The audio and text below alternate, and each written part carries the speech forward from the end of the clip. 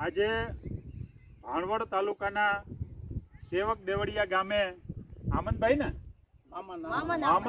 આમંદભાઈની વાડીમાં જે કંપનીના પુલનું કામ હાલે છે, તો ગામના ઘણા બધાની રજૂઆત હતી કે અમે ત્યાં સ્થળ ઉપર જઈએ, જે બાજુવાળા ખેડૂતો છે એ એવું કહે કે ભાઈ અમને આ કે આ નડતરરૂપ છે. માનો કે કોઈ બી બાબતનું એના વ્યવહારિક બાબત હોય કે અમારામાંથી રસ્તો નીકળે તો ના કાઢતા. ઉદાહરણ તરીકે નંબર 2, તો અહીંયા બાજુમાં જ એક મકાન આવેલું છે, તે મકાન બાબતે કાંઈ પૂછે તો પણ એવું કહે છે કે મકાન હટાવી લેવાય, નહીંતર અહીંયા પોલીસ આવીને તમને ઉપાડી જશે. આવા બધા ધમકાવે છે કંપનીઓના માણસો. એટલે આ તંત્રને કહેવા માગીએ છીએ કે ભાઈ આ બધા લોકો છે પોતાની મજૂરી કરે છે, પોતાની જે 2-2, 5-5 વીઘા જમીન છે એમાં રોજીરોટી પોતાની ખેડીને ખાય છે, અને તમે તંત્રના નામે આવા ધમકાવો છો. આ કંપનીવાળાઓને બીજું કંઈ જડતું જ નથી, આ માણસોને જ દબાવવાના છે. આવી તાનાશાહી ના હાલે. શું છે બેન તમારો પ્રશ્ન કયો જોઈએ, બોલો જોઈએ તમે. અમારી વાડી અડીને એક સેઢે છે અમારું બોર્ડ અને મકાન અને ટીસી. નજીક આવતો રે ભાઈ, ના સંભળાય તો.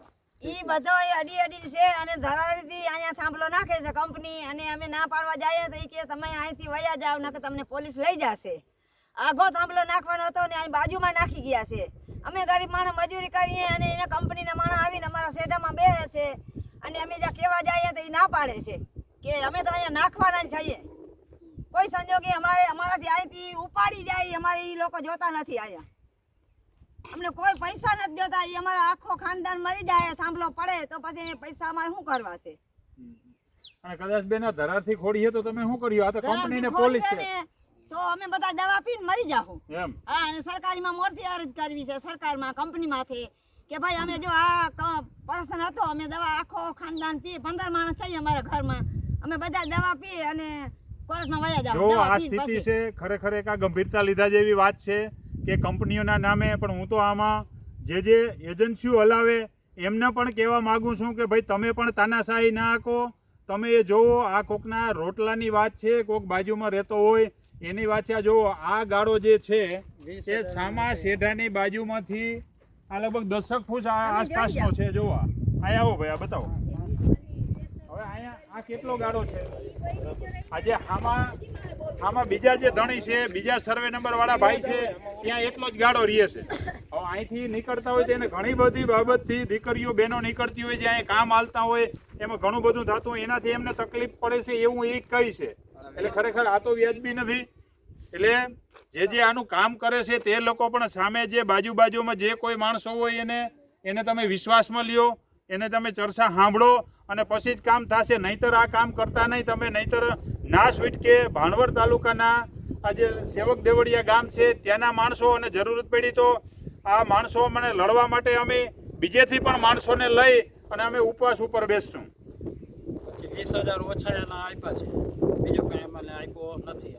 અને આ ભાઈ જે કહે છે એમ, જે બાજુવાળા ખેતરવાળા ભાઈ છે એને ઘણી બધી એવી બાબતથી એમને ચેક પણ આપેલો છે કે આ 20,000 રૂપિયાનો ચેક, અને પછી તમારે આમાં જે થાય. તો માનો કે બાજુનો છે તો એને એવી વાત કરી હતી કે અમે અહીંથી 50-100 મીટર થાંભલો તમારા ખેતરથી દૂર રાખશું, એને બદલે અહીંયા નજીકમાં જ રાખ્યો છે. અને આ લોકોએ પોલીસ સ્ટેશનમાં અરજી કરતા જે ભાઈ એના નજીકના હોય એ આવીને તો પાછા તમને 50-60,000 રૂપિયા દઈ જાય છે. એટલે જો તમને બોર પડે તો તમારે પાછા પૈસા દઈ આવવાના. ભાઈ આવી તાનાશાહી કેવી રીતે હાલે? તમે ખરેખર માણસોને વિશ્વાસમાં લેતા જાઓ. આ મેં સાંભળ્યું છે એ પ્રમાણે સેવક દેવળિયામાં 4 પોલના કામ હાલે છે. બરોબર. એટલે આ તો વ્યાજબી નથી. માણસોને આપણે હેરાન કરવા અને પૈસા માટે જ માત્ર જે આ કંપનીઓ છે, તો કંપનીઓ ક્યાં કોઈની હગી છે? કંપની તો કાલ તમારી ઉપર કરે, કાલ મારી ઉપર કરવાની છે, જેમ આ લોકોને ઉપર કરે છે એમ. એટલે ખરેખર આ તાનાશાહી છે.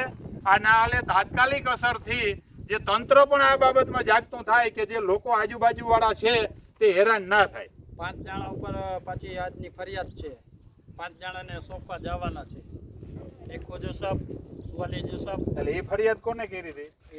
અમે હવે જાય તો ખબર પડે ને. 5 જણા ઉપર છે. બરાબર, પોલીસ સ્ટેશન તમને બોલાવ્યા. બોલાવ્યા છે. હવે આ ભાઈઓનું કહેવાનું એવું થાય છે કે પોતાની બાજુની માલિકી છે એના પ્રશ્ન માટે એ લોકો જે કામ કરતા હોય, કોઈ કંપનીના માણસો હોય એની હારે ચર્ચા કરે તો એ લોકો પોલીસને જાણ કરી દે છે. તો ભાઈ સેવક દેવળિયા જે ગામ છે ત્યાંથી તમારે આજે તમારા પોલના વાહન લઈને નીકળવાનું નથી. આ ગામ છે, ગામના ધણી તો આ છે ને, ગામના નાગરિક તો આ છે ને, રેશન કાર્ડમાં તો આમનું નામ છે ને, તો આ ગામમાં એમનો હક થાય કે ના થાય? માનો કે અત્યારે તમે આને દબાવી ધમકાવીને બાજુમાં તમારો પોલ ઊભો કરી લેશો, પણ તમારે જે મોટા મોટી વસ્તુ અહીંયા લઈ આવવાની છે કે બાજુવાળાને ગોલાઈને સમજાવીને તમે 20-25-50 લાખ દેશો કે 20-25-50 હજાર દેશો, તો આ ગામના માણસો પર તમારે નથી સમજૂતી કરવાની.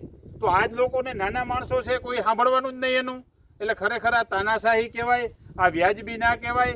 એટલે આ જ ગામના લોકો અને આ જ ગામમાં કામ કરવાનું, એને જ દબાવવાના, હેરાન કરવાના, પોલીસનું બાનું આપવાનું, પોલીસમાં ખોટા કેસ કરી અને ઓલું કરવાનું.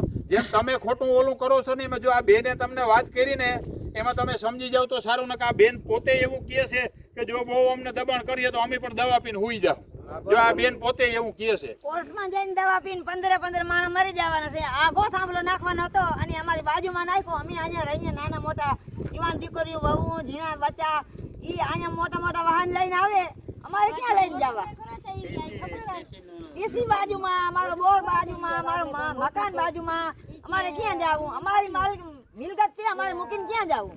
તો સરકાર કહી દે કે તમે પાકિસ્તાન ભેગા થઈ જાઓ, તમને વિઝા કાઢી દઈએ, તો પાકિસ્તાન વયા જાય. અમે બોલો ને, તમારે કઈ પ્રશ્ન હોય તો બેન બોલો. મોટું નામ ઇસ્માલભાઈ. ઇસ્માલભાઈ મને કહેતો હતો ઈ કે એક ભાઈ આવ્યો તો એનો પછી મને નામ ના દીધો. ઈ કે ઈ ભાઈ એમ કહ્યું કે ઓલા ભાઈ કે પડખે રહીએ છે બાજુમાં, એને બરકાવી બોલાવી સાંજે અને એમ કહ્યું કે મારા માણસો રાતે કામ કરશે ને એને કંઈ થાશે ને તો તમને મૂકશું નહીં. ઈ ઇસ્માલભાઈ મને કહેતો હતો. એટલે એક આ ધમકી ભરી વાત હા, છે ઈ ધમકી કે ભાઈ એ માણસોને કઈ થાય, ભાઈ બાજુમાં રહેતા માણસો કોઈ હોય અને તમને કોઈ બી કોક ને કોક કારણોસર તમને એવું પૂછવા આવે કે કઈ કહેવા આવે, તો તમારે એમની જોડે ચર્ચા કરવી જોઈએ, વાત કરવી જોઈએ, બાંધછોડ કરવી જોઈએ. કારણ કે ભોગવવાનું તમારે તો, આ કામ કરવા વાળા તો તમે અને કંપની છે તો આપણે 5-15 દીમાં તમે વૈયા જવાના છો. ભોગવવાનું તો આ લોકોને ને. અને હમણાં જ આપણે જોયું ને, જામજોધપુર તાલુકાના કોક ગામનું જે પાખું પડ્યું હતું એ 300 ફૂટ આગળ ગયું હતું. અને આ જ ગામનો પણ એવો બનાવ બનેલો છે કે ન્યાય પાખું પડ્યું હતું.